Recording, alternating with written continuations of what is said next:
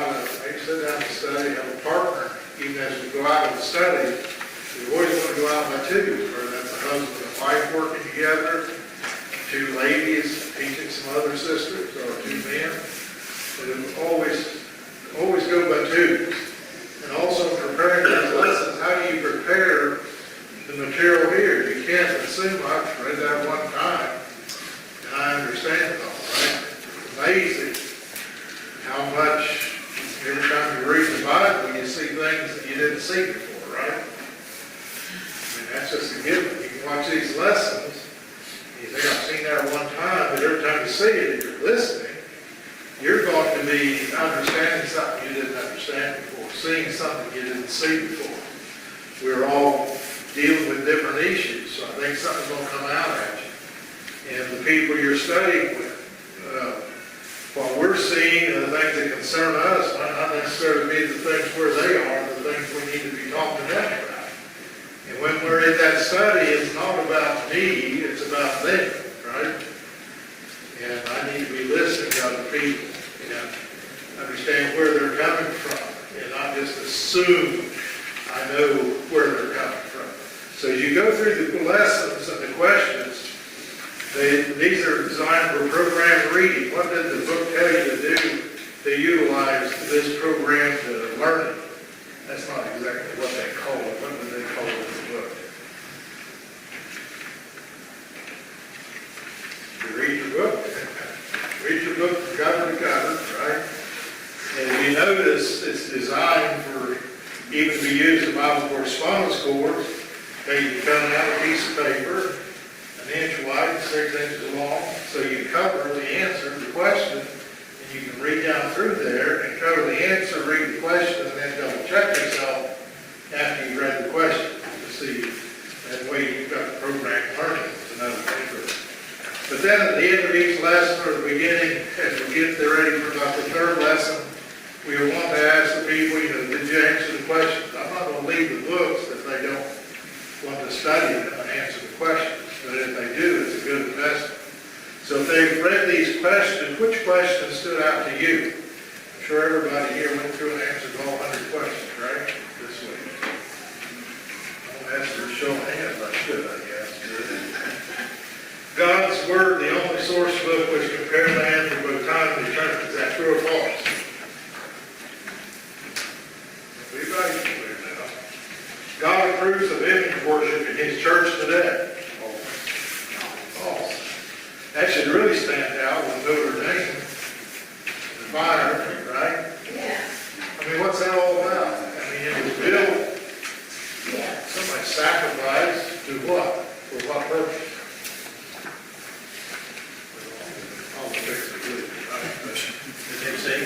Why was it built 1,000 years ago?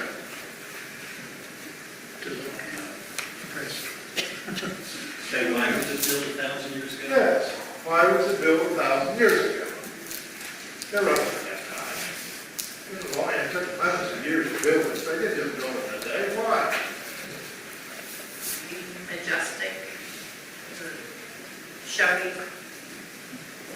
Show who? For what? Why did Israel build the tabernacle? Place of worship. Place of worship to honor God. A lot of people have different ideas of how you honor your Creator. But you have, give Him credit, I would hope. At that time, people built majestic structures thinking that was a way of honoring the Creator, right? Now, the mayor says, I'll build it in 3 years, 5 years, whatever. What, is that because he wants to glorify God? Mayor of France, he's a real religious man, right? What do they say about the religion in France? Christianity is really on the boom right now. Like down the yard, they're just baptizing people right and left, right? Very few. Smaller and smaller, right? Atheism. What's the other word they use? What's the word they use, Ken? Agnostic. Well, agnostic, but also there's another word for our society. Okay, so church for one thing. Church. Church. So why would they want to sit there? And they say got millions and hundreds of millions sacrificed for this right now. Why? Again, they think they're honoring God. Do you think they are? Do you think they really are I honoring think God? some think they are, I think some want that, I think they are. want that tourist Tourism. thing. Huh? Tourism. Okay, that's why would the mayor of that city want that thing rebuilt? How many million people come there regularly? So, you know, it might have been originally built in one sense to honor God. We know biblically what we're trying to communicate to people. We don't honor God. One thing he said about even his altar is what? You build an altar to God, you were not even to what? Raise a tool to that. You used all the stones the way they are. Right? Lest you say, look what my hand has done. So when you read this, we're dealing with a lot of people are really connected to images and icons, different things. And you and I we don't identify with that. It bothers, I should, somebody could. It bothers me when people want to wear the cross around their neck. I remember my uncle, Methodist preacher, was really proud when he got to Christmas. Big cross and wears the hospital on it. You know, when the Catholic priest had his, what's the name of the one the Catholic priest wear? The rosary. No, that thing. Crucifix. The crucifix. Crucifix. And he had the cross he could wear. What's the difference between the crucifix and the Christian cross? And Jesus. The crucifix has Jesus hanging on the cross.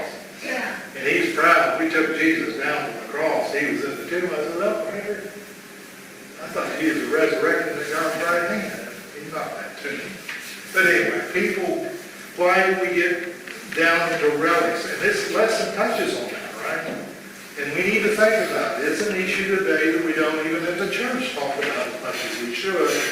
Our religion is not to be this show or images or items, right? And so you're going to talk about this in here. When Jesus became our high priest, the separate priesthood of man was forever abolished. True or false? True. This is number 25. True. So here again, there are religions that have their priests or they have their reverend, right? And we always talk about we always call it the Reverend Folk, and because in the Methodist Church, they honor their pastor by the title Reverend, right?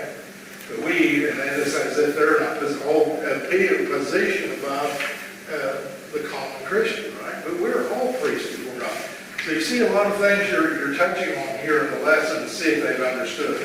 When 28, when we must be cleansed by the blood of Jesus before we become members of the church. True, okay. Like I said, I hope you seriously go through, think about what is involved in these questions and what the person you might be studying with, how this might be hitting them. Think about different religions, whether it's a Jehovah's Witness or a Methodist or a Baptist or a Catholic. Jesus referred to the kingdom of heaven as the church, 51, true or false?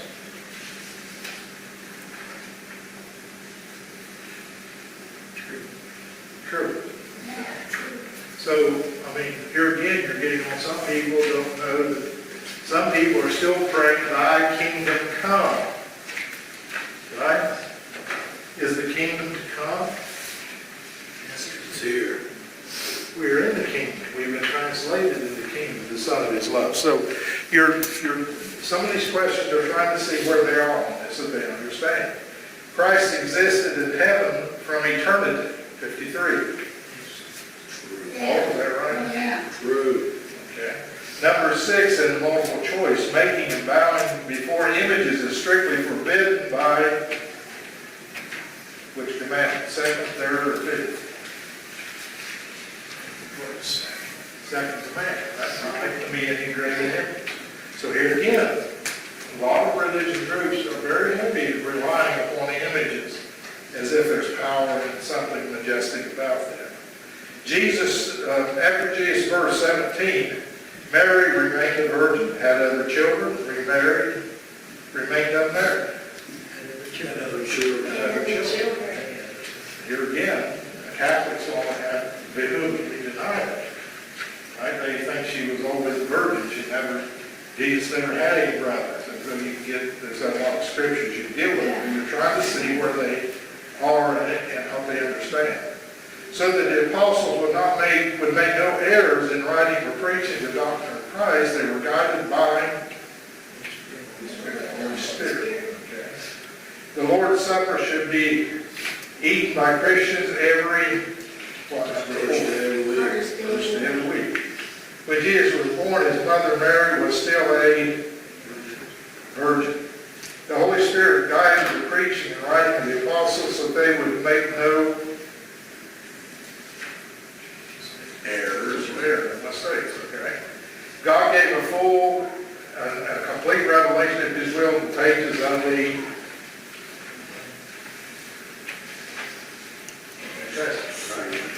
So you make you a key. I think there are very good keys for these. So when you go in there, you don't want to take all night with that, but you do want to go over it and help them understand and see where they are and see things you might need to study more with it. So that would be the goal, going over the questions before you begin the next study. So I did poll the church to look at the new videos so you have something to match your books. So this third one is what's in the new video, and you can check them out. The key to the cabinet in the library where these are is in the secretary's desk. So you can see the secretary, you get the key to get in there. And on top of that cabinet, there's a place where you can sign out what you took and sign it out. So that when you bring it back, sign it back in.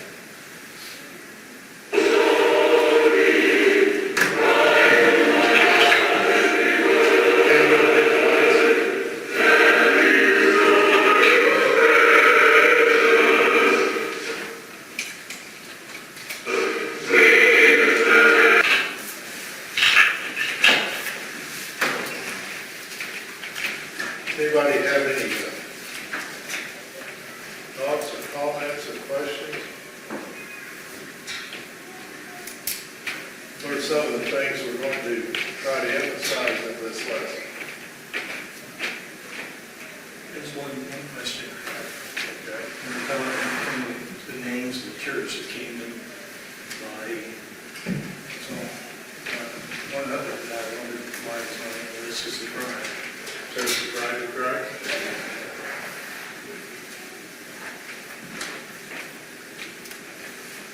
Well, we know we're married to Christ, right? In the church. Be a good thing to chew on and think about. We've got mentioned that time we get that comparing those who have fallen away as being like those who they committed adultery and other things. That they married to him, but they left him. Just wondered if they do that with us. Not that should change this, and this is something to There may be descriptive phrases that, people identify with the church, being the body of Christ, the bride of Christ. There are many different phrases there that are given. One of the things we're going to eventually see here too, and it really is a major issue, so people realize that as we come to the crucifixion, the old covenant has been fulfilled, and maybe we can discuss that with us. How many people, some of these things are foundational things, so that we try to think of what does God want us to do in the church today, or going back to the Old Testament, or to do, or where is the dividing line, or when even did the kingdom come? And you're all realizing, not all religious people, a lot of people think the kingdom came to John the Baptist and started there. But that's why some of these things are emphasized when what it wasn't even after John was dead, the kingdom hadn't come. That's what some of these scriptures are going to emphasize. some of the handouts here, you'll see the different things that everybody has there on some of the things we'll be talking about. I'll also next week hand out the start on the New Testament church. There's also lessons I like to use in relation to this on. They all agree, but one of the things that we do want to make sure we emphasize is the end of the old covenant, or seeing how God has fulfilled his will, when the church was established and when the old covenant came to an end. What are some of your favorite scriptures when you think about our relationship to the old law? Is the old law of no value to us today? I mean, we spent 2 lessons, patriarchal age, Mosaic age. So you and I surely understand the value of the Old Testament, right? Schoolmaster. For our learning. Full master, praise Christ. Okay. For our learning. It was for our learning. There in 1 Corinthians 10, there's a great passage. Or some of these others on top of your head, Colossians 2:14 says what? That word was talking about nailed to the cross. Blotting out the handwriting of the pillars and taking out of the way the noise of the cross. Yes. In the Sermon on the Mount, Jesus said what about, I come not to destroy the law, but to fulfill the law.